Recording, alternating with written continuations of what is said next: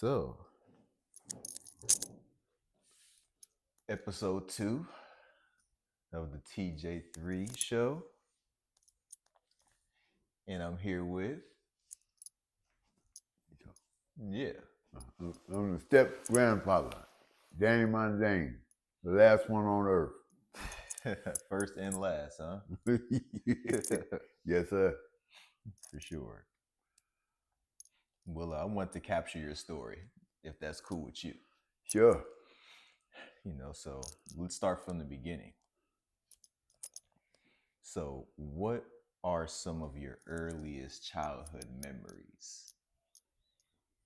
Some early childhood memories. Let's do two of them. I had a girlfriend in the third, going into fourth grade, and she was half Japanese, half white. Mm. And we used to sit next to another. Whenever they had something going on in the auditorium or something, we would sit next to one another. And she had, at the time, they had these little candies, and they had little words on them, like "I like you," "I love you," "Would you be mine?" Little hearts. Right. And she used to always have these. And one day, I thought she was talking to somebody else, and I got real angry. And she said to me, she was on her way home. She could go home earlier than I did, and she asked me, "You still like me?" And I screamed at her, "No." And she tore off down the street running and crying. And I was trying to call her, "Sandy, Sandy, Sandy, come back." But she wouldn't stop running. And that was my first childhood heartbreak. Heartbreak, As right? with a girl. Yeah, man, that was Okay. that was grammar school. And I'm surprised that, since I'm older now, that I had that much emotion. Right. When was that? You said grammar school, so what? Oh, this is back in the 50s. So what grade were you in, let's say? That was like third, fourth grade. Okay. And it just devastating that I felt, and what really was tragic about it, in my opinion, now that I'm grown, is that when this happened, I started crying. Yeah. Because she went away and was crying. And the teacher said, why are you sitting here crying? I didn't want to tell her why. I just said, "No, I don't want to talk about it. I ain't got no reason. I'm just crying." I mean, we're only in third, fourth grade, right? So yeah, and there's so much emotion that I'm crying about it, about this girl, but she was special, and I destroyed it, because I thought she was talking to somebody else. She started liking somebody else, but that wasn't it. What she look like? She was Japanese and white. Nice looking girl. Japanese and white. Okay. And What kind of shape was she? Is what I meant to ask. she's nice and slender. Okay. Well, yeah, okay. She was a looker. And when I thought she was talking to somebody else, she told me, "You still like me?" I said, "No." I hollered at her, screamed. Big mistake. As a kid. Kid. Yeah, man. So, can you describe the place that you grew up? I grew up in the film mall, but it was not really in the film mall. It was like San Francisco, right? Yeah, San Francisco. Yeah, born and raised in San Francisco, and I ended up going to Benjamin Franklin after grammar school, and then that's when I run into some real bullies. Some they was harder than me. These guys, and that was where I grew up playing. It was like three, 4 blocks from Fillmore, and it was a lot. They had like 3 or 4 movie theaters on Fillmore. It's where a lot of black people was. Yeah. And now they mowed it down, tore all the buildings down, and turned it into the Fillmore Center. Right. Where I grew up, man, Muhammad Ali spoke when he first turned Muslim. Okay. In San Francisco? Yeah, it was a theater that I grew up. We used to have movies, but the Muslims purchased the building and turned it into a mosque. And, okay. And that's one of the earliest, that I ever run across Muslim faith. That was, man, that was, like I said, I was in junior high school then, Benjamin Franklin. Yeah. Yeah, that was back in like 61 and 2. 61 and 2. So what percentage of Black people were in the Fillmore at that time? At that time, it was like, it was over about 90%.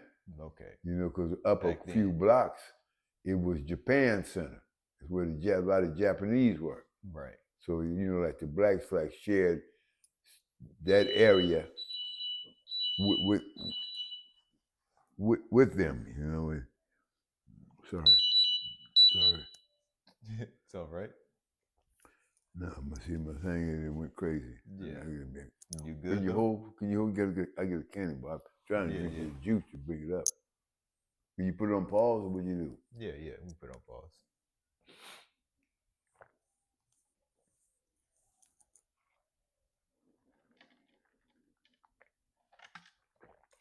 What I did is I took a big shot when I come back, because I thought, but the pizza crust was so thin, right. I didn't get no whole lot of dough.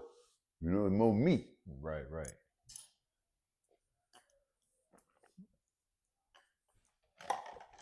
Let me get a candy bar. Yeah.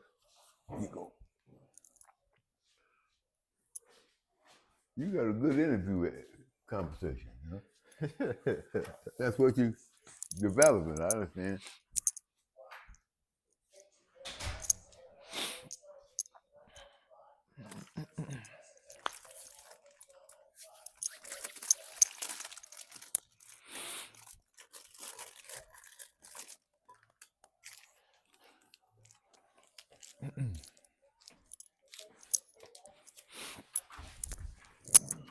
I think I just got to build it up slightly, man. Sorry,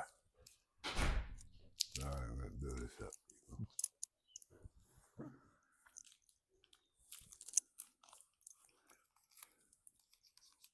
I didn't have this machine when you was living here. Yeah. This here's use some high tech shit now. Read your sugar, tell you when to go low, when to go high. Start screaming like that, like panic. Got a panic scream. Then other times it look for me. I'm going within that 30 feet, that it look for me, start beeping. Yeah. Things come in handy for sure, right? Oh yeah, it's wonderful, man.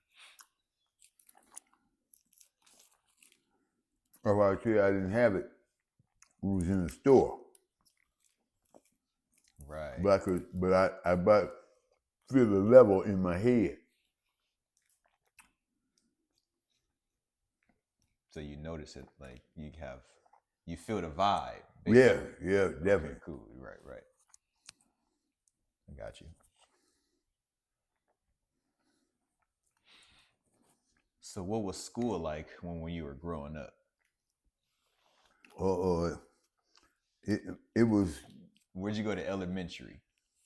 I went to elementary. I went to Reading when I had a girlfriend. Then I went to what's called what's the name? I went to shit. What's the name? Wait a minute now. Because now it was named after the civil rights lady. Yeah. At that time, it was called. Man, I can't remember it. I went there before I went to junior high school. Junior high school was Ben Franklin. Mm-hmm. What was damn food, man? It ain't no lapse in memory. It's it is lapse in memory evidently, but now it's IB Well. What's it called at school? Oh, Ida B. Wells? Yeah. Is that what it's called? Okay. But it was something else when I was there. But it was something else back then. Yeah. Coming up. Okay. But now it's Ida B. Wells. Okay. I left there in 1960 going to junior high school. Okay. Damn, that's a mystery. Well, I didn't go to it for 2 years. Yeah.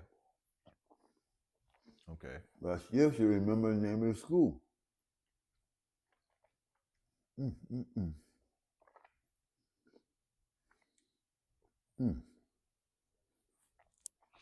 Let me do something right quick. I don't like that. I should remember the name of the school.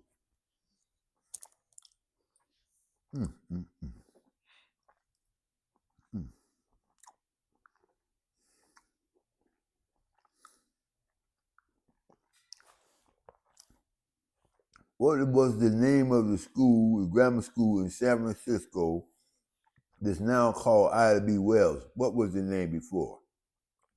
Yeah, I'm not sure that different. No, it wasn't no Denman. Denman was down there. No.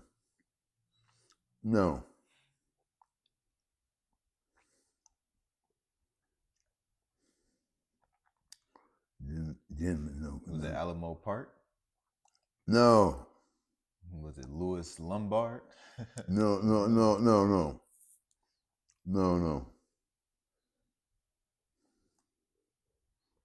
For the handicap, no. Wait a minute. I just didn't ask it right. Evidently, Denman was up there by the Hayes Street Park. You know, up there on Hayes Street Park. Yeah. No. That's where Ida B. Wells was. No. Yeah. Okay. No. Rosa Parks. Rosa Parks. Okay. Okay, here we go. Yeah.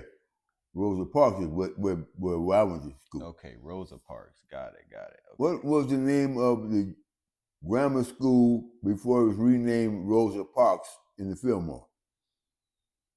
According to SFGATE, the 13th of September 1995, 4 o'clock, OOPDT, San Francisco, saying African American students in the Western edition identify more with Rosa Parks than an early 20th century merchant. The San Francisco School Board voted unanimously to rename Raphael Weil Elementary School after the civil rights icon. Rafford Will. One more time. Rafford Will. Rafford Will. Rafford Will. Yeah. You're right. Rafford Will. Okay. To rename Rafford Will Elementary. Yeah. Rafford Will. Oh, okay. Got it. So that's where you went. Yeah. Back then. Yeah. Gotcha. Okay. Yeah. Man, I don't know why I couldn't think of that. A long time ago, yeah. But it's supposed to this thing ain't with my sugar with me then. I'm still waiting. It's still going down from the effect of the shot. Right. So I'm drinking this orange juice and eating this candy bar. So were teachers strict back then? Oh yeah. It was prejudice. There was prejudice. Legally prejudice. Legally prejudice. They would put you in class according to what they think your learning capability was. Right. So they would judge you based off that. White kids their class was called A and B. You get down to B with the black people using classes called C level learning. Then they had a bungalow over there where they thought they was They were handicapped. There must have been about 5 or 6 in that classroom. Right. But they could get away with that kind of crap back then. Yeah, legally prejudiced, you saying, huh? Yeah, they could get away with it, yeah. That's crazy. In schools, I'm saying. Yeah, in school, they could get away with that. Put a bunch of blacks in class, you might have a sprinkling of the white and the Hispanic. What they had, the white kids, they was called, their class level learning was A and then B. Mm-hmm. So was it way back then that they had like colored, like what's it called, water fountains? Would they had the white water fountain? No, I ain't never had to go through that. Never, that was never that in school. No, not in San Francisco. Okay, not in San Francisco. Gotcha. Okay, that's some straight South shit. That's back south. Yeah, some straight back South shit. Okay. Was that the same time period though? Yeah. But that it was just in the South. It was in the South. Okay, got you. Yeah. So that's what I was trying to connect. Okay. Yeah, that was straight South, man. No, I never had to suffer that bad. Yeah, for sure. Mm-hmm. So did you have a favorite teacher or mentor that you liked? When I had a Japanese girlfriend, I had a white teacher. Her name was Miss Green. She was pretty. But then I have to consider, came up with, when I had television, I was bombarded with nothing but white people. Black people wasn't on TV. Right. Now when I was growing up. Okay. You might have saw a movie that featured white people, but it wasn't much black people on TV. Right. No. Okay. No, it wasn't. So what were your teenage years like? Teenage years, they was mixed up. Then you started. I was coming on when you started letting somebody else kind of evaluate what you should be doing or who you should like, and that's bullshit there. It was a girl, light-skinned girl, pretty hair, but she was slim. I ain't saying skinny, she was slim. Right. And they found out that I was kind of liking her, and man, they put a grade up. Man, she's skinny, and then that peer pressure hit me, and I kind of backed up off of her. Right. Somebody else was trying to make a decision for me, and instead of back then, you had a dog your friend you was running with, and they say some shit like that, man, you kind of back up, and I should have never listened to their ass. Really, should have never listened to her. No, I shouldn't have. Then I had a girlfriend when I was in that same school later, and she was just maybe a couple of steps ahead of me, but I could have had some sex with her. Okay. But I at what age was this? Oh, I'm 15. 15, yeah. Okay. But 15 at Benjamin Franklin? No, I went to high school. No, let me get it correct. I was in high school. I graduated from high school at 17. Oh, okay. 15, 10, 16, 11, 17, 12. Okay. Yeah, but I graduated when from junior high school at the summertime. Okay. So by the time I go back to school, I'm 15. I graduated then at 15 from junior high. Went to high school. I fit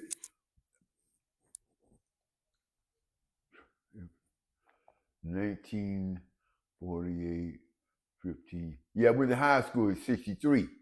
High school at 63. In 1963, that was my first year in high school. Okay. So I'm 15. Got you. But I graduated out of high school at 17. At 17, Yeah. because back then, Yeah. did you go into high school back then in the 10th grade? Yeah. Because now we go into high school in the 9th grade. Yeah. That's what Yeah. we call freshmen, right? Yeah. The 15 in the 10th, 16 in the 11th, 17 in the 12th. Right. Okay. Yeah, they revamped all that school shit now. You know. Right. It used to be, it's different. You know, it kind of makes a little sense, but it wasn't. You know, 9th grade, that was the last year of junior high school. 9th grade. Now, it's different. 9th grade, you in shit, what, high school now? 9th grade, yeah, that's you're about 14 in 9th grade. Yeah. So that's about right. 15 in the 10th, right? Yeah. So that's about right. Right, yeah. Okay. Yeah. So what kind of jobs did young people have back then? Shit, throwing newspaper. Throwing newspaper, yeah. We see the newspaper boy in the video game, but like we never actually seen someone doing that in real life. It was real, because I wanted to do it, but my father wouldn't let me do it because I guess you was fearing for my health, my safety, right? Because you had to be out there real early in the morning, and a certain time of year it's dark. It's dark. My father, I guess, he didn't want me to be out there at that time doing it, you know, because San Francisco was I consider it cool and growing up, but San Francisco, you know, it's like anywhere else. They had crime, killing kids and killing people, you know, and I guess my father just didn't want me to experience it. But I wanted a newspaper job because it looked like you could make some money. Yeah. I did have a little newspaper job for like a day or two. That's when the Sun Reporter paper was out. Okay. And it didn't cost but a nickel. You sell one for a nickel. They would keep. I forgot it was. They would keep 2 cents, or I would make 2 cents. They take 3 cents. I make 2 cents. It was one of them two. I think I was thinking I would have got 3 cents for each paper. Okay. But I couldn't sell them. Nobody wanted no damn Sun Reporter. You catch somebody black, you may sell it to him, maybe if you got lucky, but it wasn't no demand. Right. No, it wasn't no demand. Sure, I remember my man gave me. I must have had about 30 of them papers in my arm. You got to carry them then. You know, back in the day, then the same time period, newspaper boy, he had a sack. Right. He had like a little sack. Okay. If you had one back when it would just go over your whole head. Right. And you know, you put the papers in here so you can just get them out and start throwing them. Boom, boom, boom. Okay. I got you. Okay. Well, I think back in the days, man, it was some good days, man. Things wasn't expensive. Things was really cheap back then. Right, yeah. You get a candy bar that they sell a Snickers now. Shit, when I was coming up, man, you need about 2 of them. Two of them to make up. It was a bigger. It was just a bigger bar. Right. This here, bigger and longer. You know, but this here now they want $1.50 for a damn Snickers. Right, for the same bar. Like, so you used to when tell the shit me, was a nickel. Right, you used to tell me it was a nickel back then, right? Well, yeah, as a kid, it was a bigger nickel. Size. Bigger size, a nickel. Now it's been shrunken. It's $1.50. But you know, we're looking at like basically 66 years ago. You know, and 70. Just call it, just round that shit up to 70 years ago, man. Yeah. When I was a kid, that shit was cheap, man. You used to buy a bottle of soda water. It didn't cost but a dime. Soda water, so basically like a 50-cent can of soda. No, a can of soda became popular later. I'm talking about the glass bottle. Glass. Oh, God. The Like glass, the glass, Jones bottle. It was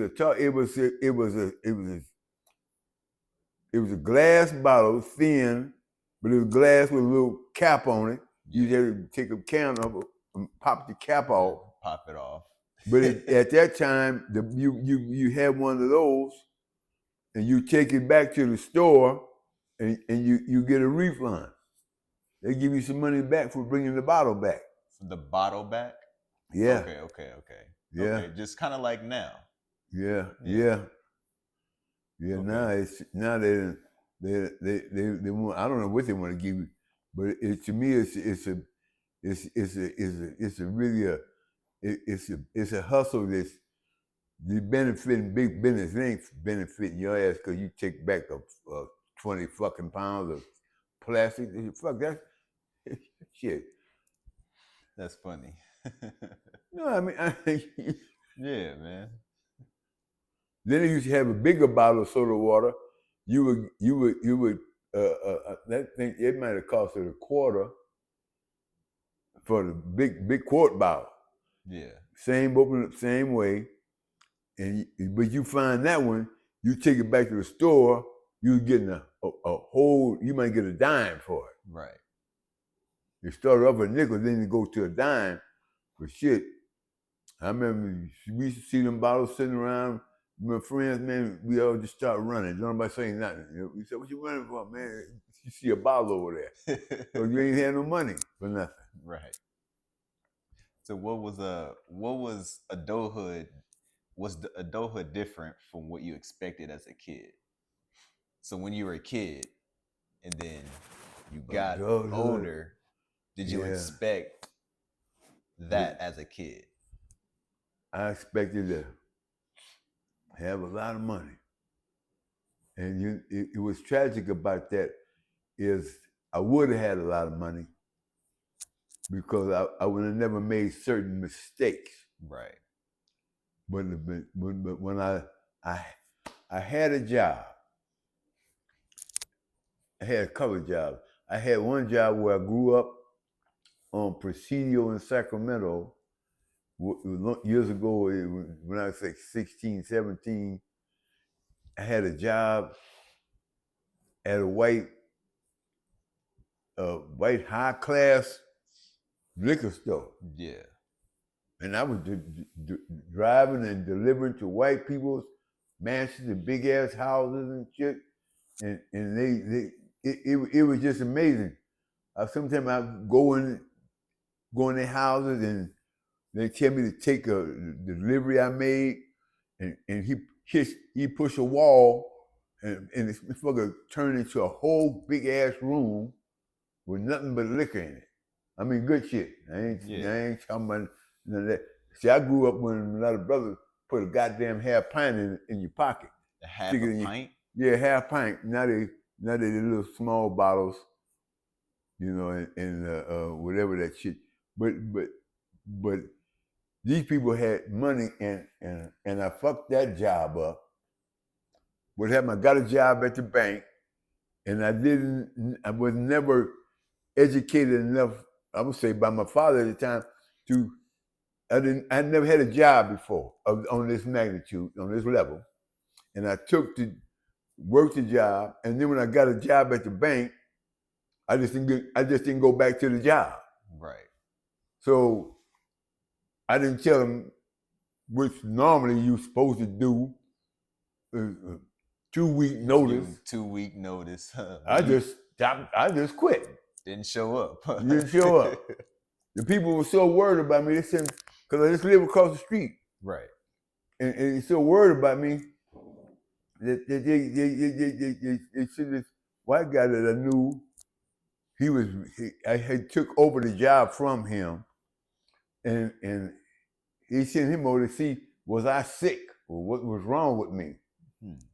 And I just was dumb at the time. I said, man, I just got another job. Yeah. And here's what I'm saying. I ruined, I should have had an empire. Right. Listen to what I say. I should have had an empire, because what I should have done, but I wasn't thinking. Now I can't change a goddamn thing I did then. That's history. Can't change time. But I should have took that money. I walk across the street. Don't even take me 5 minutes to get there. And they got stoplights in both directions. Right. That's how close the place was. I should have took that money, worked there from 6 in the evening to 10, and just pushed that in the bank. So just took that and put that in the bank. Yeah, and just stash that. Just stash that. Or either I could have vice versa.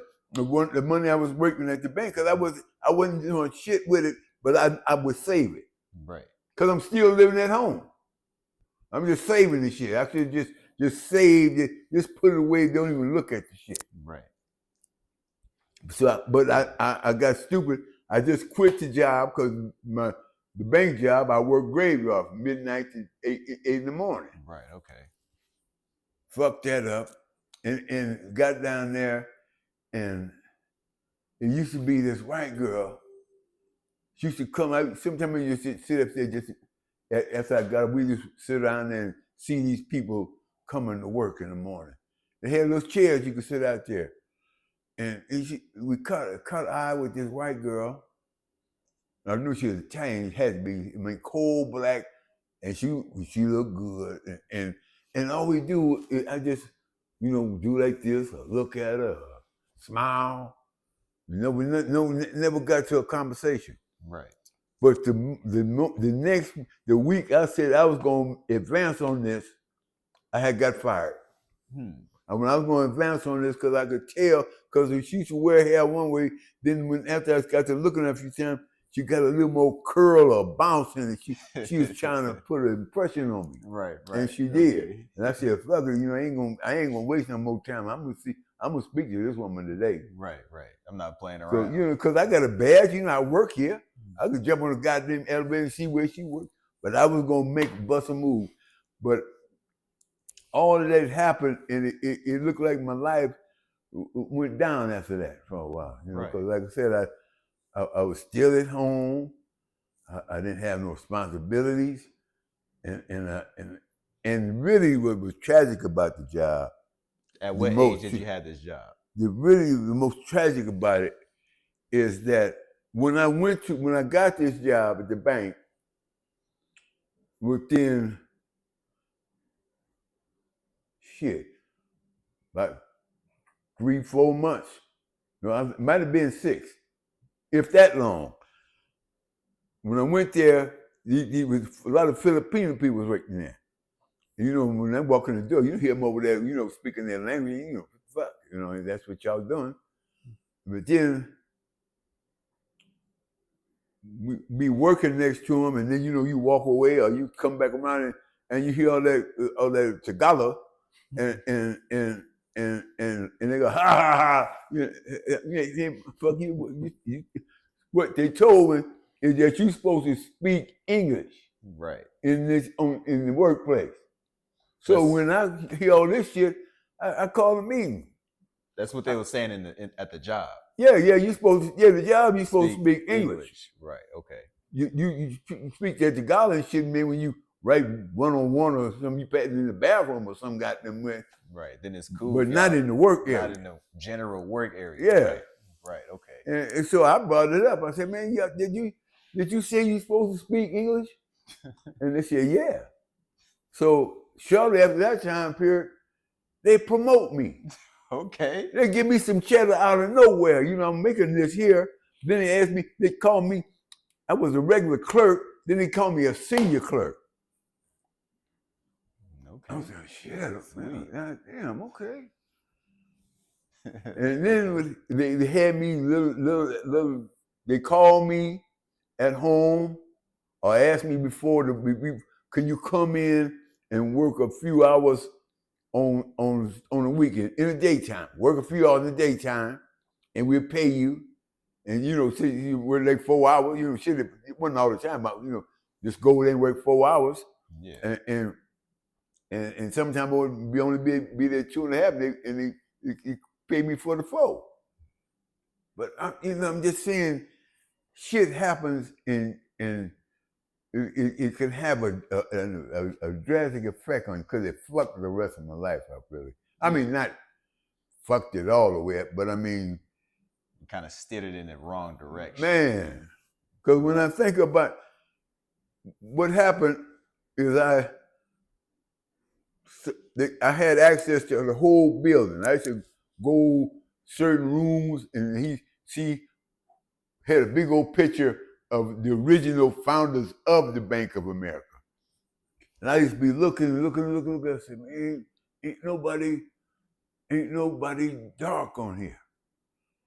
And you know, I mean, might have been the janitor, been on the big picture with him, but it was an old picture. But anyway, I looked, and then I heard these machines. There were machines that would the barcodes on your checks. Yeah. This machine would read those and sort them and send them back to the different branches of the banks that they had. Okay. And that looked exciting to me. And what I'm trying to say is I'm leaving an area that I don't know what the possibility was now. Right. But I know what they did when I said what I said. Like they looking for some, this might be a little leadership future something. But I and this one white guy, he said, man, don't go. But I had the excitement. What the fuck it is I was on the team. I got drafted, and I could, to be a leader. Right.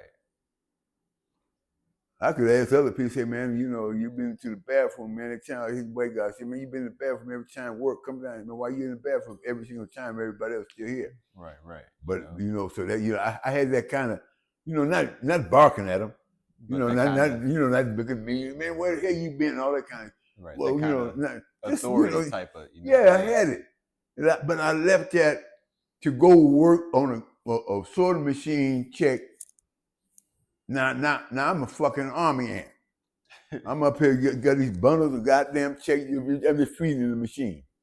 Here down here where I was, I'm clerk sitting around, could talk to this senior boss and talk to that one, and working. Whenever the work comes, that's when we do the work. Yeah. But shit, it's just tragic, and I always feel I can't do a shit about it. But it just haunt me. I should have been rich because I didn't do shit. But when I had my job, I didn't do nothing but save my money. Just saved it. Right. So saved it. Got you. So you were saying try and do something to make it grow at that time. Yeah. Right. Or something. Yeah. I could have took the job over there. I was working at the liquor store, and either just put that away, don't even look at it, or either put because I had a bank account. I had my own checks. Yep. Had my bank account. Oh man, and I don't know what the possibility could have been. Could have invested. Learn about investment or buying property back then. Shit. The property I could have bought in San Francisco. Shit, man, I'd have been rich just with the property. But just yeah.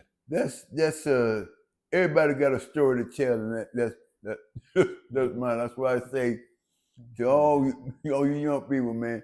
If you have a job and you're trying to do something with it and progress, there's a way you can do it.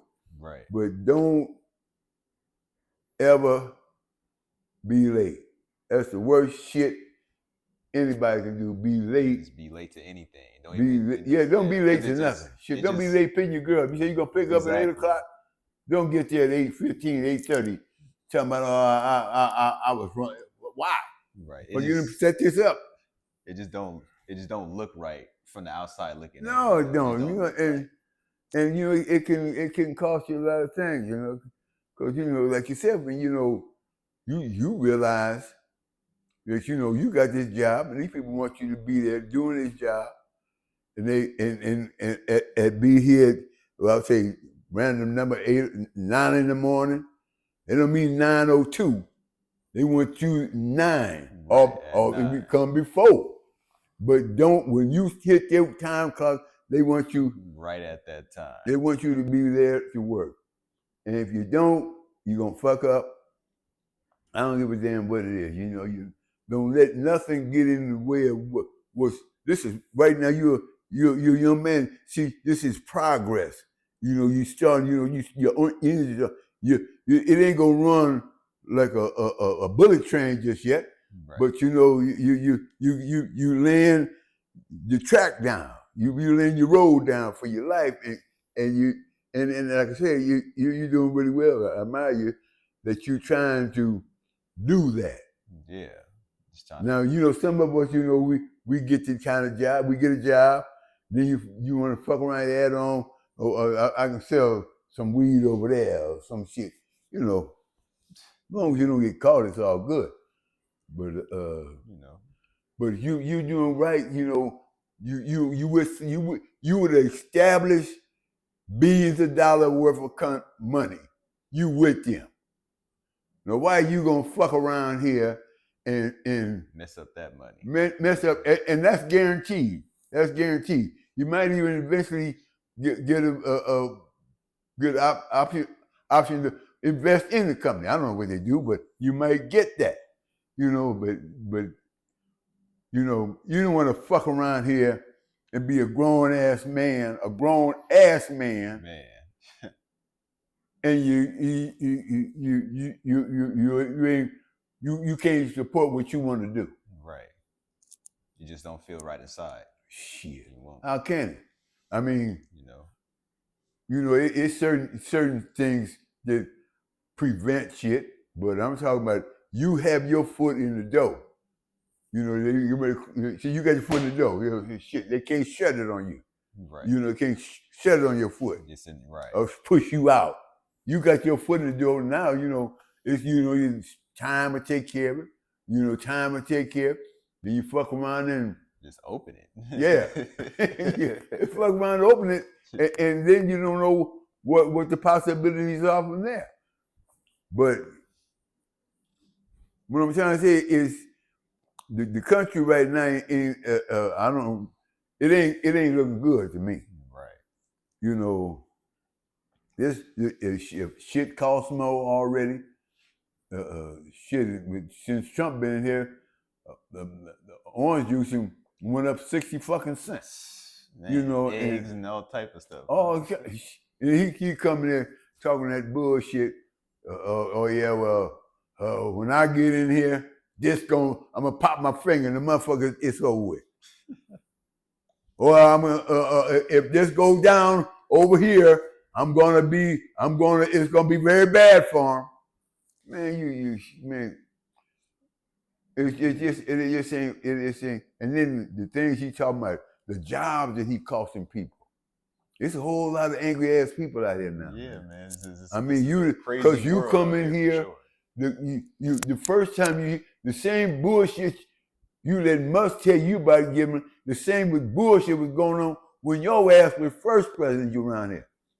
Everybody wasn't grumbling and shit, but I don't know what fucked it up, but it's too many different situations going on in this world, man. You know, you got the LBGQ movement, then you got people trying to tell their children you're not what sex you born. Right. So with that, while we on that topic for sure, was that a prevalent thing back then when you were coming up? Oh, they always had it, but no, he wasn't out open like that. No, probably. No. Those that they had their own little neighborhood, their own quietness, but now it's blown up and it's too big a picture. You know, I would never. When I come up, you know, the gays was there always, but they didn't. They stayed in their place. Right. But now you got gays and they want to put on little events and shit. You know, like trying to say, you know, almost like recruiting. You know, if your child has any misunderstanding about things, you know, here we are with, you know, big old grown ass men want to fairy dust around that goddamn place. You know, like it ain't like just walking down the street, just complete shit, butt ass man. naked, huh? Like, Oh it's man, crazy, bro. now that kind of bullshit didn't happen when I was coming along. So you motherfuckers might have got beat to death. Right. So if a person did that back then, they would get beat up or something. His ass know not to fuck around like that. Not to do it. He right. know not to do that. Okay. No. It just that Castro and they were you feel you got to start someplace. Okay, here we got a wagon camp. We settlers. You know, we just sitting right here. Okay, well fuck it, man. Why don't we just call this Fillmore Castro? Right. Okay. That then you start. Then you grow out. But you know, this kind of shit that it wasn't. No. It wasn't. So was it what? So Castro Street, was it popping back then like it is now, or no? Yeah, like I said, it just it became like a safe house. I'm gonna say like safe zone. Right. You know, the motherfuckers, they know that this little community exists. We got this. So then, so then you know, motherfuckers can start moving in or buying houses and shit, get together, you know, because they gay or whatever they're doing, and expand from inside. Because when I went to go to City College, this was 1966, 67. Castro was always there because the Muni used to go through. It used to catch the streetcar, go through. It used to be a tunnel right there. A tunnel. Went all the way through. Come out on the other side. So it used to be a tunnel. Yeah, it used to be the Muni. Used to be run on top of the market. On top of market. And then go down through the tunnel. So that's why it's that track there, because that actually was a tunnel. It was actually there. Right. But the Castro was there, but it wasn't no multicolored flags blowing. It was just. It was no color. It was there. Yeah. It was you didn't even really know it was what it is now. You didn't even know that's what that was. It turned into this now. Right. You know? But it's but that's what the hell. See now, me myself, I still like hip hop and rap because I used to like to dance when I was young. Right. But you know, the music still got an appeal to me. But then I had some problems one time. Man, you too old. I said, man, fuck you, man. Fuck you, tell me I'm too old. Man, no, like what you mean? Yeah, I'm too old, man. You know, shit, just because you don't like it, that's that. Right. But then, you know, each time, because it was at one time, you know, rock and roll, they had white people, man, shit, rock and roll have got to go. They didn't like it. Right. But then, you know, some other people, them white people, man, with that money, and then some black people with money with record company, it just grew to what it is now. Now you got motherfuckers all over the world, man, dancing and spinning and doing all kind of shit that time change. That's what the fuck I'm trying to say. Time change. You know, shit. Sometimes it's for the better and sometimes for the worse. You know, let's get into your family. So, what were the most important values your parents taught you? The most important: don't steal, don't lie. And my mother, she was overdid it. Don't fight. Right. So she was not a fighter, or not. She didn't. She and see, when I come up, you know, sometimes they used to have little clubs and little gangs and shit, you know, and sometimes it was good to know how to fight. Right. I mean, yeah. But you know, nowadays it's completely different. It's completely different. Yeah, it ain't much. if you get into a fight and it's over with, you're fortunate nowadays. Right. You know, because somebody gonna know that you hit them too hard, or you black your eye, you bust your lip. Retaliate. You know, yeah. So you know, it ain't over. Motherfucker, man, you did this. Then first of all, you called me public embarrassment, so I know what to do with you. I'm gonna give you some of this. I'm gonna give you a chamber. You know, you a chamber. You smell the gunpowder, motherfucker. Then now you know how I feel.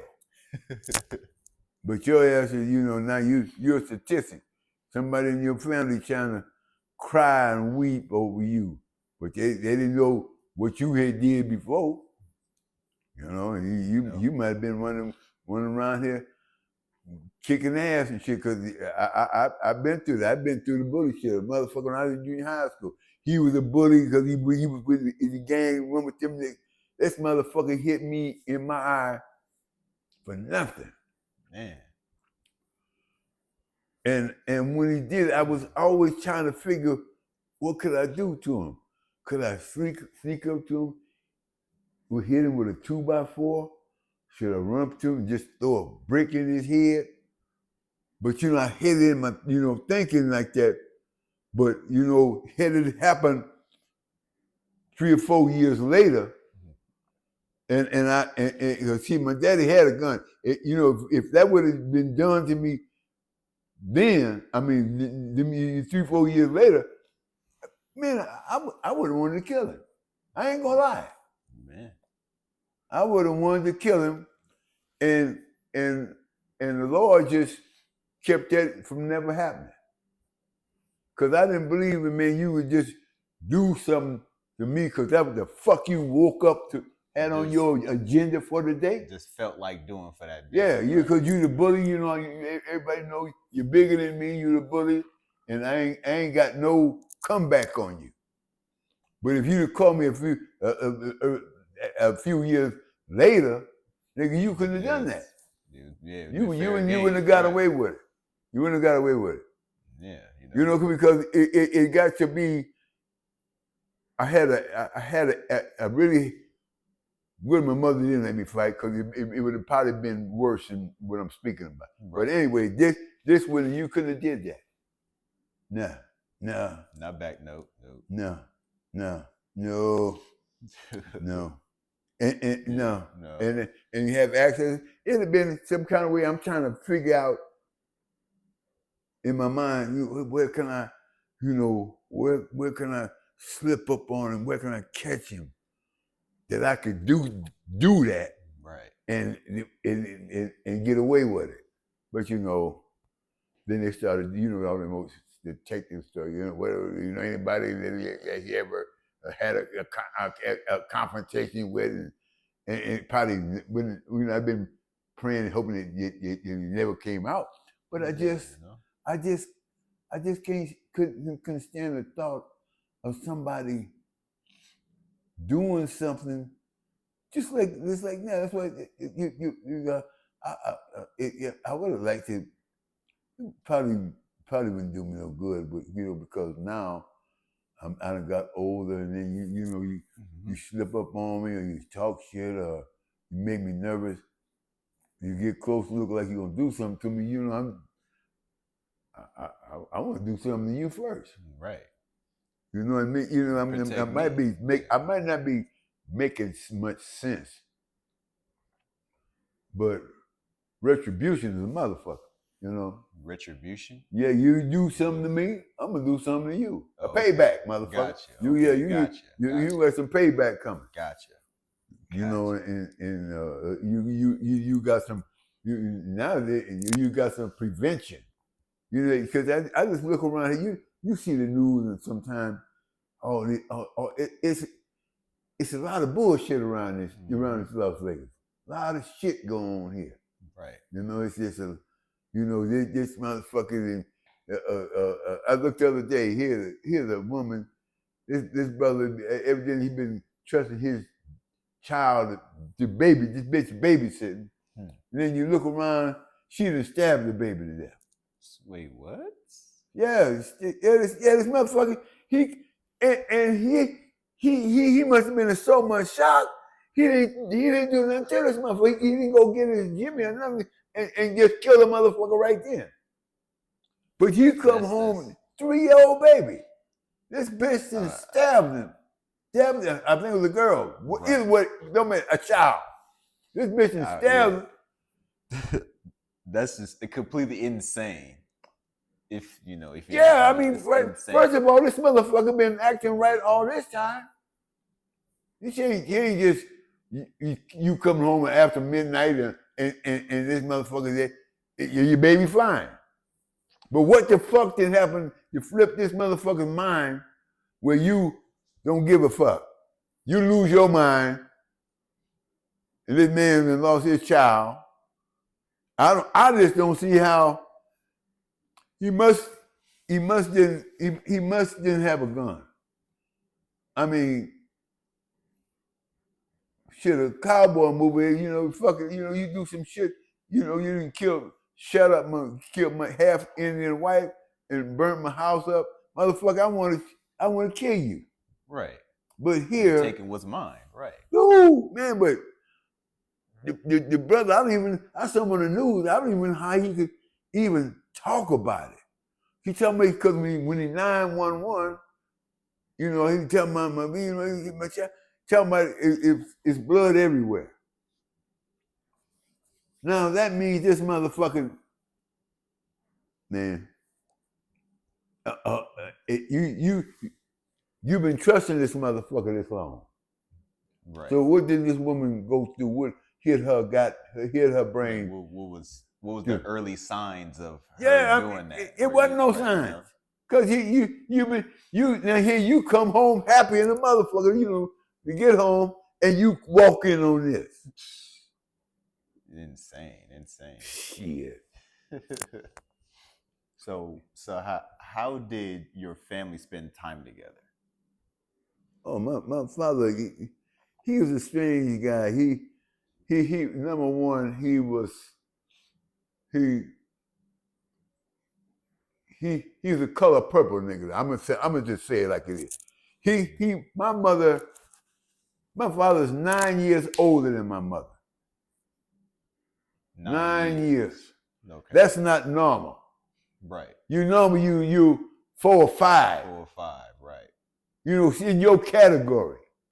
But see, my father, my mother came up, she born in 25, he born in 16. And my mother basically poor girl, family poor, about 6 or 7 of them poor. My father, he seen some, but he was wise enough to fuck around and gain her daddy's approval of this shit. I don't know what the fuck he did. We ain't talking about no African shit. He ain't bring no cows. You hold my best cows or 7 goats and all that shit.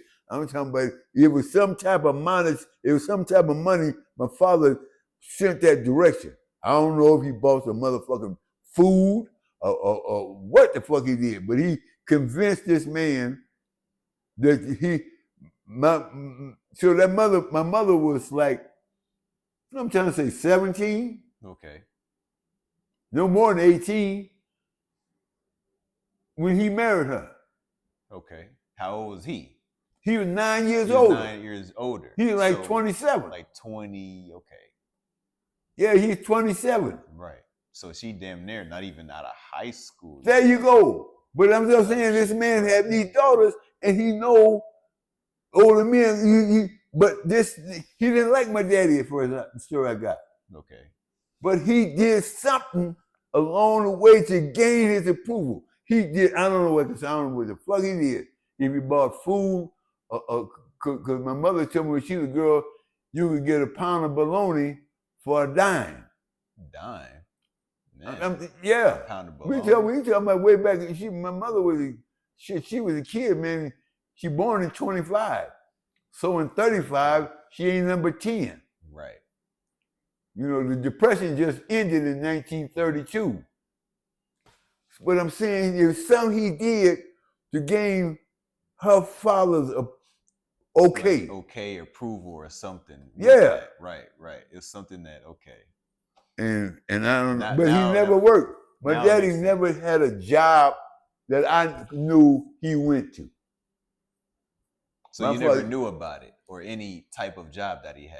No, I know what he's supposed to have done, but when I was coming up, see, my mother, I used to live on Sutter and Octavia, between Octavia and Laguna, Sutter Street. Right. My father used to drive the Muni, and the Muni would turn around, they had the turnaround thing right there at Fillmore and Sutter. That's like 3-4 blocks from where I grew up. Okay. And my mother would bring him his lunch out. But that, he never worked at where I could say where you work. I work He at, yeah. never, I ain't never know where he worked. He ain't never had a job. Right. Okay. But he raised us up. He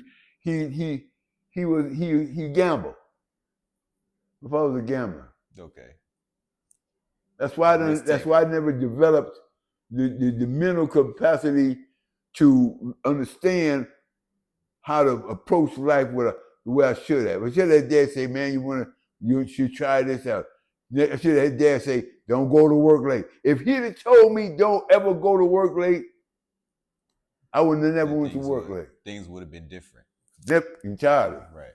So he said when I went to, but it was all, to me, it was all calculated because he had me working in this fucking liquor store when I was in 15 and 16. Yeah.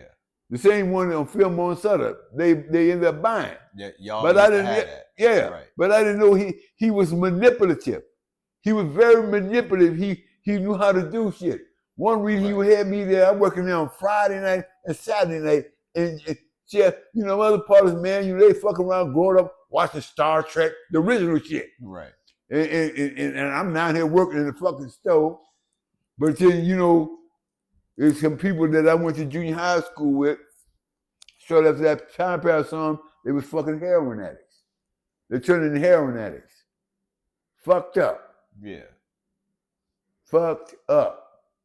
And he was kind of manipulative. I mean, doing shit where if I know he in the stove, he can't ever fuck around and somebody trip him over and tell my man, try this shit. Right. Try this. Man, it's cool. It feels good, Man, I done watched some partners, man, people, not really partners, but people I knew, they be up there nodding, then you fucking, and then your face sinking in, you shoot, so he manipulated, he knew how to do shit. So what I'm saying, if he had ever said, don't ever go to work late, they would have never had that store because I would have never went late. Right. It wasn't it wasn't nothing about him trying to teach me that. That wasn't the value. It's like, oh, you ought to know that yourself. I mean, that's the way it turned out, but he was manipulative. So when I lost that job at the bank, because see I was supposed to be fucking right now, man. I wouldn't know you. I wouldn't know your mother. But then your grandmother, she had a job, and circumstances, events fucked her up. She wouldn't have knew me. Right. I'm just saying, it's shit that when you see bullshit, you're supposed to say, oh, there's bullshit right there coming around the corner. Fuck it. You see it, right? Yeah. He'd be a block away. When he Las Vegas block, here come bullshit. Fuck it. Man, I don't even be bothered with bullshit. See, like yourself, you're doing wonderful. You're doing what I'm not gonna say I'm surprised about. You doing because you put something together in your head, and that's why you able to pay the amount of money you paying to have a roof over your head. Ain't nobody giving you shit. Right. Exactly. She ain't got married or got serious about nothing. But ain't when that's gonna come. But what I'm trying to say, ain't nobody giving you shit. Exactly. Ain't nobody help you do shit. You doing it yourself because you saying, hell, this is what I know. It's on me. It's on me. It's on me now. It ain't on nobody else.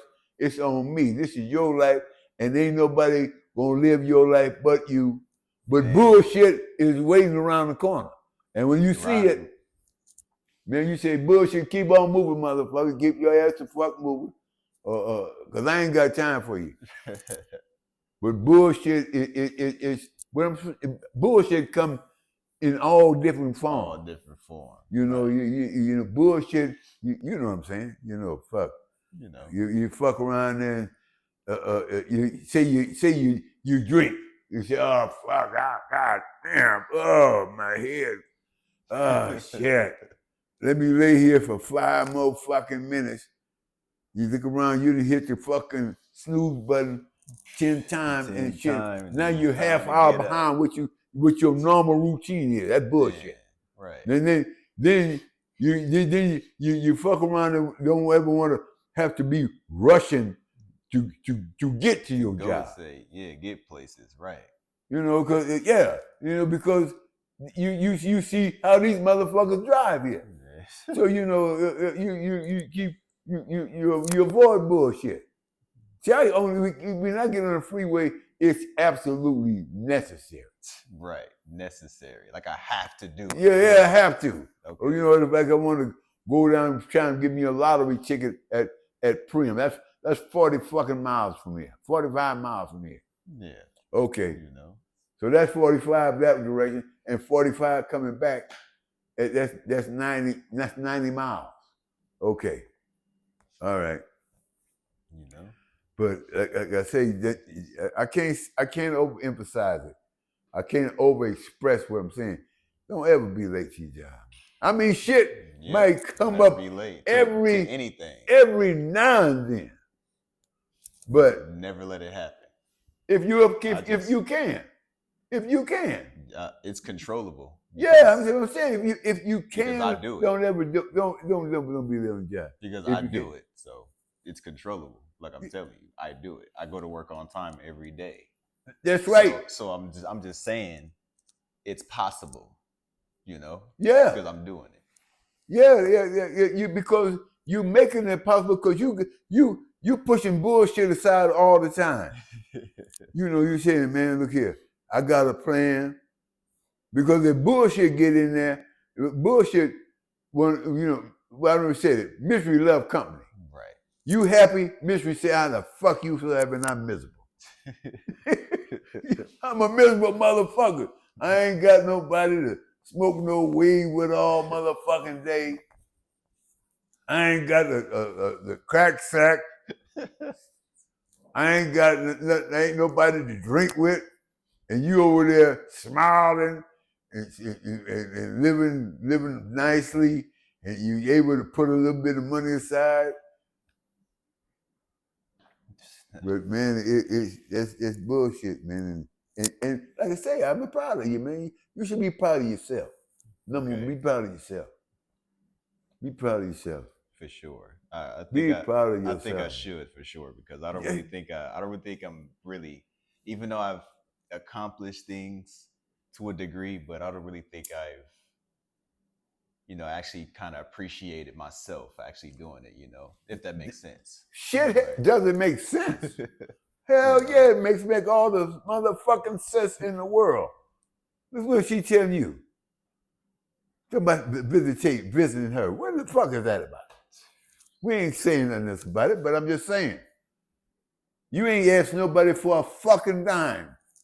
And you you've been out of town once, but you going back home. You didn't ask nobody shit. That's to be proud of. You living your life, you paying your bills, you doing this. If you ain't trying to take care of yourself, who the fuck gonna try and do it for you? Mm-hmm. Who? You go. The next time you fuck around, you be fucking homeless. Come on, man. So what did kids do for fun back then, growing up? Well, when I was a kid, they used to have go to these little corner stores around, and you buy a airplane cost a dime, cost a little wooden airplane, look like a popsicle stick. You buy it, you stick the wing all the way through it, and put the tail on it, and the tail, the rudder and the tail, and you throw it, and it'll fly. So it's It an was airplane cost 10 cents. So 10 cents. It's an airplane you just put together. Basically. But the only thing about it, you didn't never want this motherfucker to get stepped on or run over. Because it's that delicate. It's that flip, yeah. Yeah, it's that fucking flimsy. It costs a dime, right? So yeah, it costs a dime, but you could set the wing up. This is somebody smart. You can set the wing up and it just go long straight. You can push it another wing back in another position. You throw it, this motherfucker do loop to loops. But you don't want the motherfucker to fly out on the street. Right. Because this car might run over it. Or either it'll blow it and it's so flimsy, it hits something and break the fucking tail, because all these pieces, they have to be in one piece. You can't break it and it functions the same. Mm-hmm. Anything go wrong with it, it's not the same. Then I come up with the hula hoop. The hula hoop, okay. When they first came out with that motherfucker. Right, when they first came out with the hula hoop. When they first came out, okay. See, I used to live on the hill, and me and my friends, we built roller coasters. When I talk about roller coaster, it's a ball bearing, a piece out of come out of a car or something. Ball bearing wheel. We did with little engineers, had little wood. We bang on it. You put the 2x4 up here. That's where you could do it like this and steer. Right. Then you have two wheels. Some people had two in the front, and some had just one in the middle, and the rope on where your feet is, where you could put it and guide it. Now the shit, man, they didn't turn it into some other shit, man. We should have been rich, but we didn't have it. Didn't have a mindset at that time, right? Now you see them certain places. These people ride these. Cause we used to be jealous. I used to be jealous of one. These white boys had a soapbox derby. Mm-hmm. Everybody. These motherfuckers built. Their parents had time to build this shit long. And they get up there, just said, then you just let gravity, make you race. Yeah. But now, shit, man, there's so much shit out there now, man. Skateboard. Me and my friends, we built skateboard, but I didn't have nothing but, see, when I come over, they had skate that you used to attach to your shoe. Attached to the so it was like a skate, like a thing that you just put on the shoe. Yeah. Is what you said. Yeah. It was, you put a little strap, you put it over your ankle. Yeah, okay, you had a little key. A separate thing that you put it on, and you put the key and lock it in. Your key, and you turn the key where the piece will come and hold on to the side of your shoe. Then you lock it in. Yeah, and you're skate. But then we fuck around and that shit wears out too. But then we fool running and me and a couple of friends, man, we call ourselves building a skateboard. But the motherfucker, you couldn't turn it. Okay. I couldn't turn mine. It wasn't, but now the skateboard, you can do all kind of shit with it now. Right. But it didn't have no flexibility. It was just a skate nailed onto a 2x4 where we were balancing and riding it, but the motherfucker couldn't do nothing but go straight. Mm-hmm. And then you couldn't turn a corner or nothing with it, because it had the flexibility. Right. But you come through life, man, just different shit, man. Yeah. Things is way different from back then to now. Yeah. Oh man, are they? Oh yeah, shit. Everybody got a gun now. When I was in high school, they had certain motherfuckers that had guns. Right. They had certain motherfuckers that had guns, but they didn't last long. Right. You either got killed or motherfucker went to prison. Right. But nowadays, anger management is, you got to think more than what that motherfucker might have a gun and you got a gun. Right. So now just the standoff. game. Yeah, you know. You know. But that's how much time and change. It's just so. It's just so violent now, man. Yeah. So would you say it's more violent now or more violent back then? Well, you know what I'm gonna say If you about can that. compare it. What I'm gonna say about that is that what they, you know, because everything that grew, you know, the population grew, city grew, neighborhoods and changed, but to me, it's not so much as more. It's easier. Right. Cause you know shit. Every easier to- motherfucker got a gun now. Look Right. like. So it's easier to do shit and like Look know, at be the violent. fucking It's schools. easier. Yeah. Cause like I said, man, if I had been coming along in the time period like now, this motherfucker would have hit me. You know, it'd have been a whole different equation. You know, I would have killed him. Hey. Yeah, I mean, you know, for what it is now. If I'd had access. Right. You can't Back then, do right, that motherfucker and get away with it. Oh, fuck that. Not that. You know, but then for every action there's a reaction. Whenever they've been scientifically proven. Whenever something go down, something else got to go down, equal it out. Gotcha. Or either it's gonna be an accident. Like you drive your car. You drive this car. And I'll tell you about me down there. You drive this car, you know you step on the gas, the car gonna go. But then you know it's an equal reaction. You got brakes to stop this motherfucker from going. Right. Because if you don't stop, somebody's gonna hit you or you gonna hit somebody. Right. It's an accident. But now you know like I say it couldn't happen, and I had access to a gun. Mm-hmm. But now it look like every motherfucker, you know, not everybody, but I mean, let's look at the schools. These fools run around there, the guns they didn't call on these school campuses. All these motherfuckers, some people is lucky that they get snitched on. They just say, hey man, Joe over there, man, this motherfucker bought, you know, either he was really his friend or he's scared about something, but he tells somebody, say, man, that motherfucker got a gun.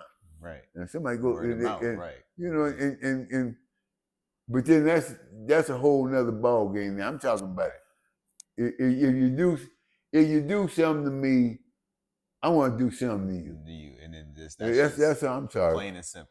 You know, you're an eye for eye. Shit, they used to come up. They used to come up eye for eye, tooth for tooth. That shit. That's what they said back then. Yeah, that was the thing. Yeah, eye for eye, tooth for tooth. You know, yeah, motherfucker, I believe in that. Okay. I mean, I do too. I'm not gonna lie. You know, because it's for you to want to 3 or 4 you motherfuckers want to beat the shit out of me, you know, you got me. You motherfuckers had me at disadvantage. Okay. Yeah. Fuck me up. But then I want to pay back. I want to pay you back, man. Because I can't just, you know, it's just not. You know, but and then it's get away with it. Right. And then you know it she got some other weight on it. Not only just physically, but it got some weight up here mentally. You know, you didn't fuck me up.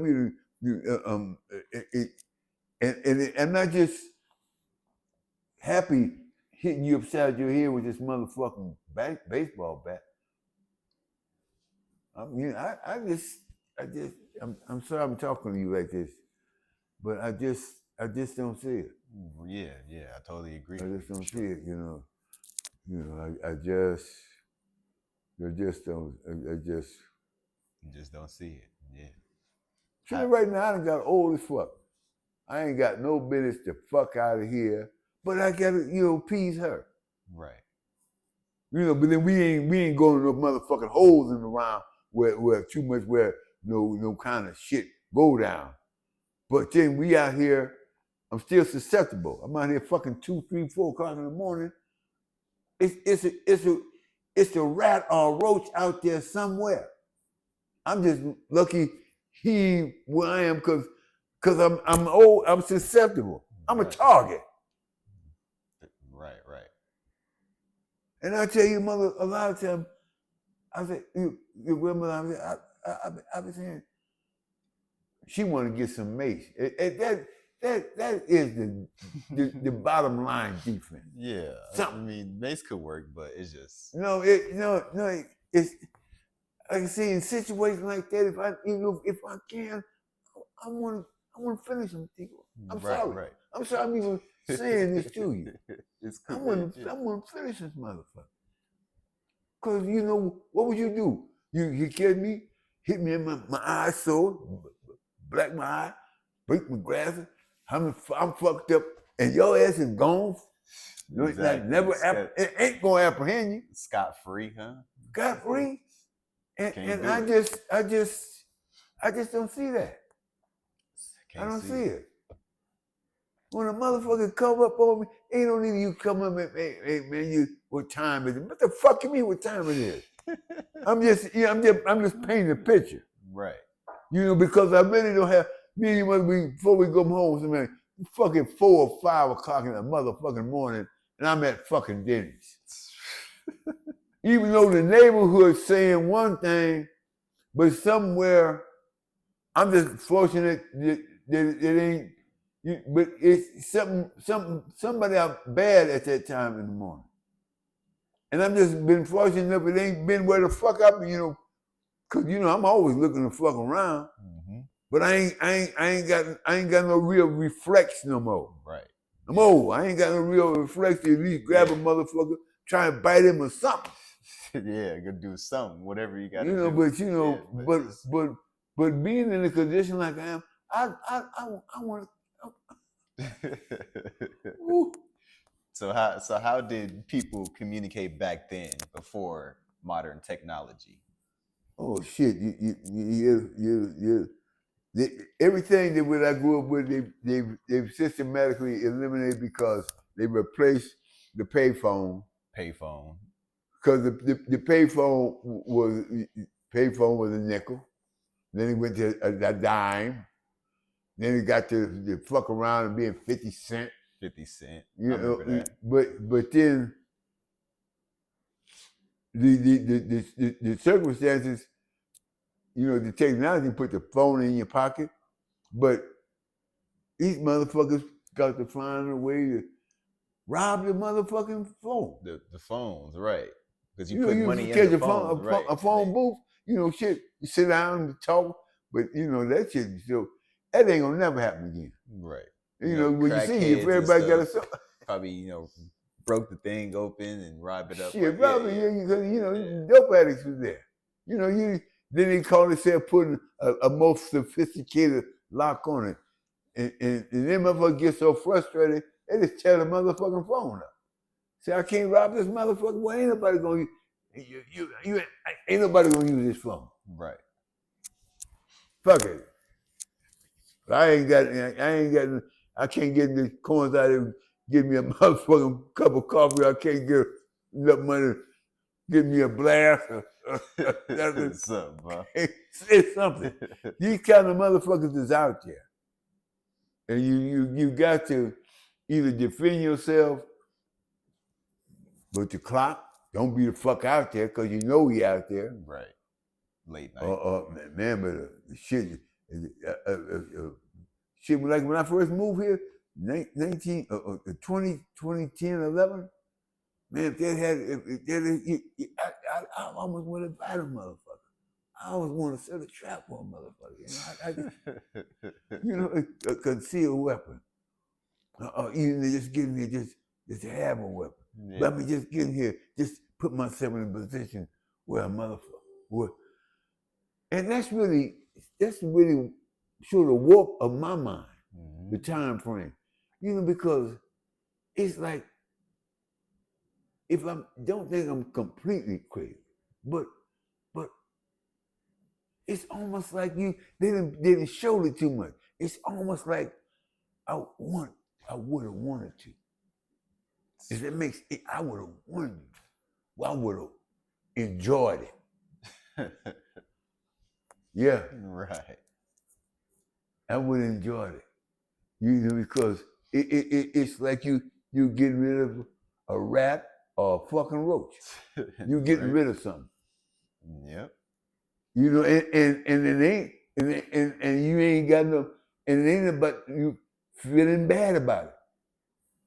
Hey, No, it ain't because if you do something to me, then I can't feel bad about it. no.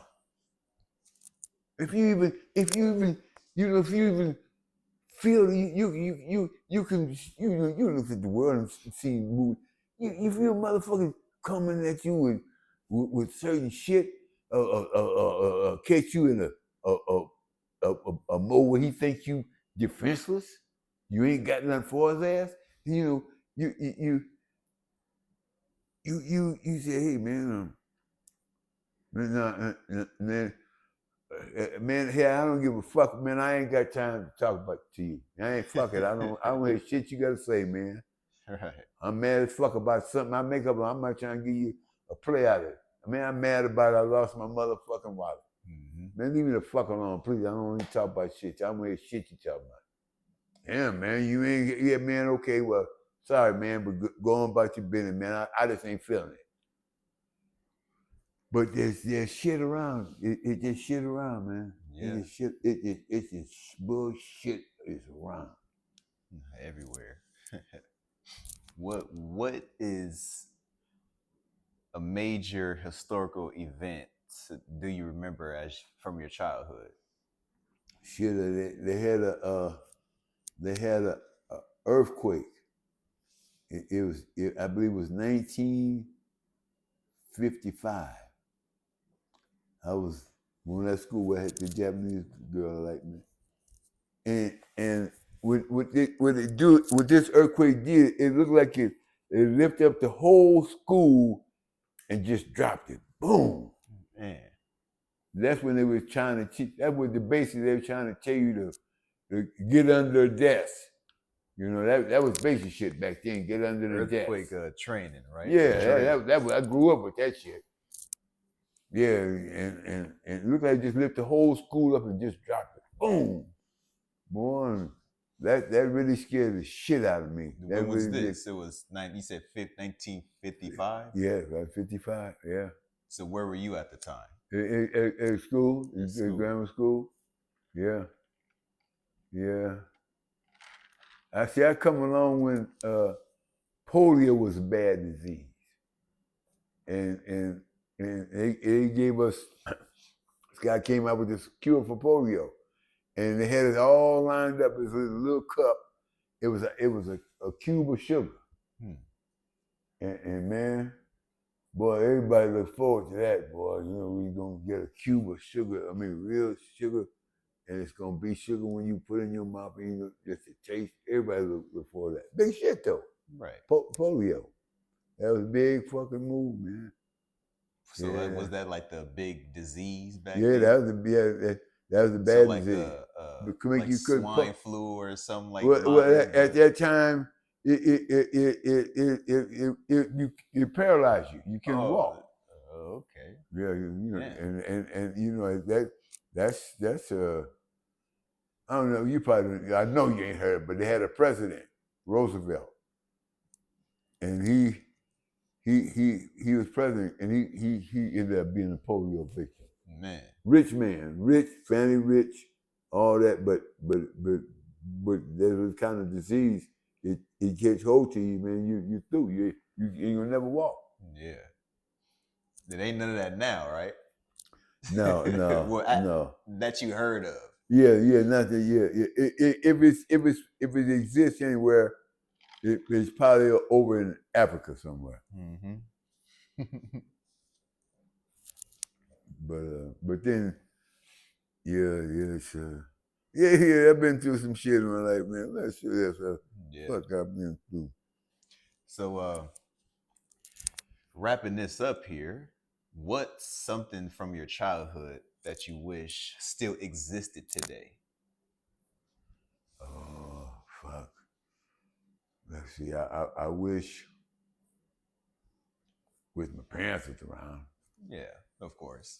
And then, then my sister. But fucking amusement. Something was really funny. Like they each have a amusement park out at the beach. Yeah. And They used that to have those back Playland. then? It's called Playland. They had a roller coaster and different shit. Yeah, you just growing up when you think you just all you're supposed to do is just grow up.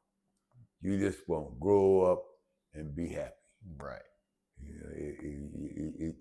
You would see it, but they always had the white people on the TV. You know, they got the house with the fence built around it and shit. Man, just grow up and just be happy.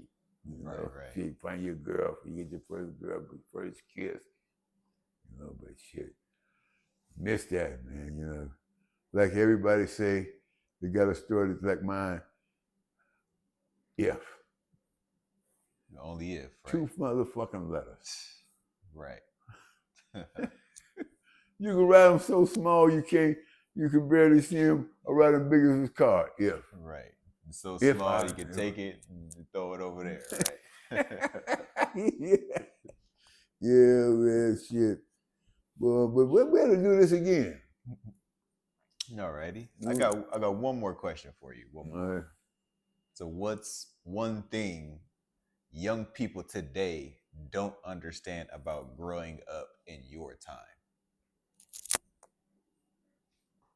Ain't nobody gonna give you shit. You gotta get out. They done already trying to eliminate you now. They done fuck around and legalize marijuana. Right. So it ain't no need to think you gonna be some kind of motherfucking multi-million. You invent the dope game, selling weed and shit. That bullshit. You shit on the street. Only thing that help you make you still stay relevant in that is the weed you getting so cheap that you fill this cup up with weed. You know it's cheaper than filling this cup up with weed. You got to go to the weed store and get. Right. But you got to get here and earn yourself. Make your own self be somebody. Mm-hmm. Make your own, pave your own fucking road. Because shit. They have this, when I grew up, it was a song, what was that? I forget who even, but the word was, God bless the child that's got his own, if I'm getting the word right. God bless you if you got your own shit. Mm-hmm. Because everybody, you might have friends here and there, but them motherfuckers, if you need some real serious shit, he got to be really doing well to fuck around and say, man, you say, man, I'm going to get back to you 3 months from now. You need $1,000. I'm going to get back to you 3 months from now. Yeah. Don't ever But the do fuck you don't overdo what you're going to pay back with your calculations. Right. What the fuck are you going to be doing that you need this, but then you going to pay this back from when you was at this spot? You here right there needing it. So you get it from me. So what makes you be able to pay that back and still maintain where the fuck you at present? Right. Okay. You know what I'm saying? Right. Because everybody, well, why did my father used to tell me, my money looks better in my pocket than in your pocket. Right. Think about it. I'm going to take that.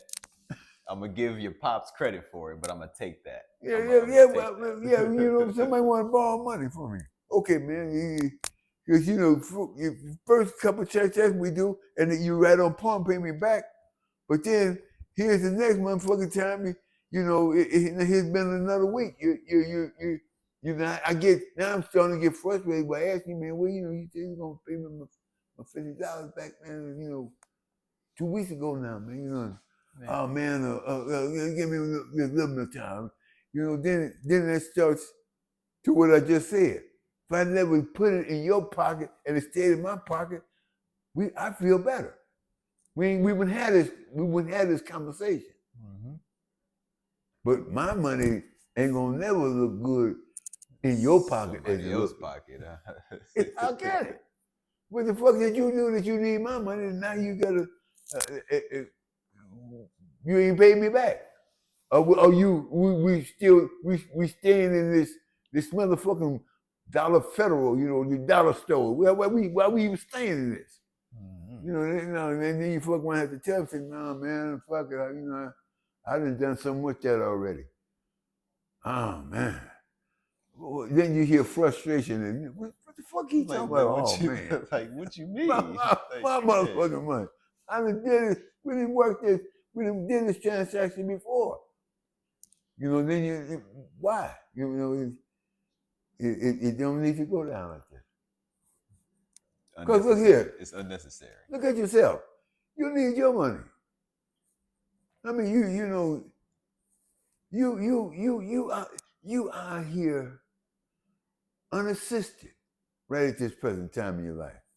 You ain't got married, nothing. You ain't got serious with nobody where you want to shack, whatever. But you out here unassisted, and you maintain it. You know, because you've listened and enough said about you to you that you know if you ain't got it yourself, who the fuck gonna give it to you? You know, nobody. There you really. Go. So you maintaining you maintaining what you got to do in this world. You know, because things, you stay there, you're gonna get raises, you're gonna, you probably get a Christmas, but the point is that you trying to do this. Right. You know, you hear shit. Well, fuck, it's a holiday. I work this holiday. What the fuck else I was doing? Was I had some plan? I work this holiday. I get that holiday pay plus with my pay. The only thing, the biggest obstacle you got now is the tax man. The tax man. You see, you ain't got no dependents yet. No dependent, no kids, no nothing. Yeah. So your biggest dependence you have right now is your automobile registration. Right. That's about all you got to write off.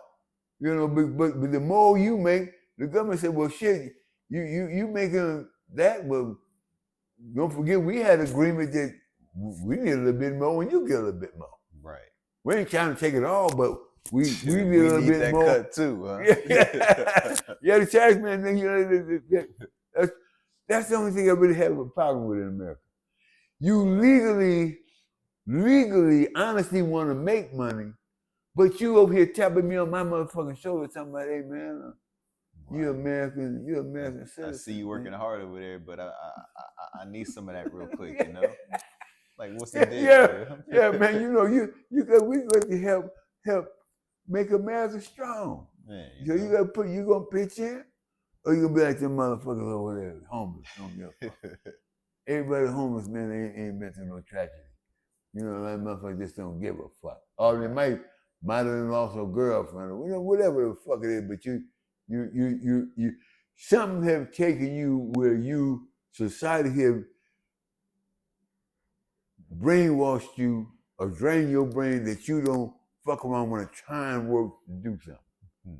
To get up off the street where you motherfuckers are shitting in 5-gallon buckets and pissing, and you want to fuck around here, build a motherfucking, you gonna build a motherfucking apartment on the streets because that's where the fuck they say kick that shit over there, man. Just don't bring it over here too close to me, man. Yeah, deal with it. I mean, then there are some people that are mentally can't do it. That's it. That is a fact. Yep. But we talking about you and you trying to do something. You're an able-bodied man, right? You trying to do something, and you. How long you been gone from here now? About a year. Okay. Yeah. And you ain't not once said, I hate to ask y'all, but Grandma, I need $100. Right, I need $100. And you don't want that. I try my hardest not to do that. No, you don't want that. I mean, if a real situation, you ain't doing it. Just me personally. Yeah, you ain't doing it because you feel that's a violation. I mean, you took on this assignment. You took on the world outside this fucking garage and say, "Fuck it, hey motherfucker, I'm here. I'm gonna do my own motherfucking thing." And you ain't look back and say, "Ah, fuck, shit, what the fuck? I need this." Not that you know. Something maybe a car repair, but you keep on that bullshit, away from you. No, man, no, fuck it. I'm cool, No, I ain't trying to do that. Now your birthday or something, you want to give you something, Christmas. That's entirely that's from the heart. Right. But I'm talking about as far as the everyday life. But I mean, not to be able to do and get. Yeah, man. I always say that every man got to stand on their own 2 feet. I always say that, and I think I've been doing that. Yeah, you have. I mean, and and that's what your life holds for you. Right. Ain't nobody gonna make or do nothing but you. Right. But yourself. I've been told that I'm gonna be judged on my performance as a man for the rest of my life, and I think that's true. Would you agree with that statement? Well, everybody want to put some kind of bullshit title on something. But I just told you like the fuck I feel, man. I'm proud of you. Yeah. You doing this. I appreciate that. You doing this. Nobody else doing it. Ain't nobody helping you do nothing. Man. And it's often sometimes, it's been time anybody like, you said, damn, I'd like to do this, but I don't want to just fuck it all up on that, You look at the average fucking car. Average car costs you $25,000. A decent car, they ain't no little bitty boxes no more.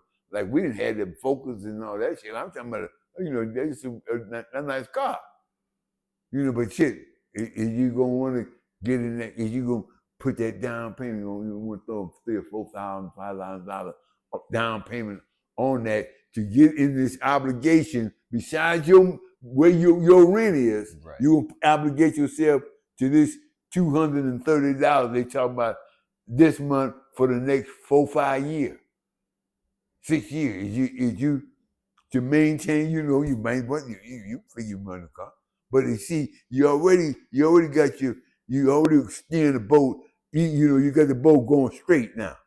Right. But then you started, as you added to add on a car payment. And boat still going straight. You probably can add the car payment on, but then you want to keep the boat going straight. You want to keep going that way.